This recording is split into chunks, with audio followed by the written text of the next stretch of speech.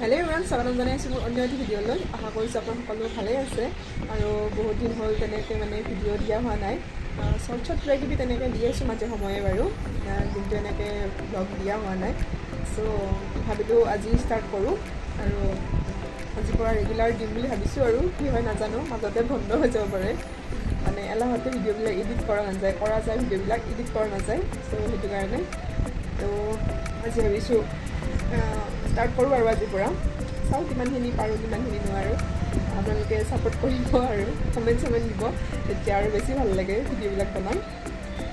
তো এতিয়া ওলাইছে এখন আমাৰ ওচৰৰে তুলনি বিয়া এখন আছে আমাৰ ভণ্টি এজনীৰে। চ' সেইখনত যাওঁ, খাই লৈ আহোঁ, তাৰপিছত চাওঁ আৰু কি কৰোঁ। চ' চাবি কৈ ভিডিঅ'টো সম্পূৰ্ণ আপোনালোকে। তাৰপিছতে এয়া আমি আহি গ'লোঁ বিয়া ঘৰলৈ আৰু এয়া হৈছে কইনাৰ বিচনাখন, কি ধুনীয়াকৈ সজাইছে হয়নে? আজিকালি নাই বাৰু তেনেকুৱা দেখিবলৈ।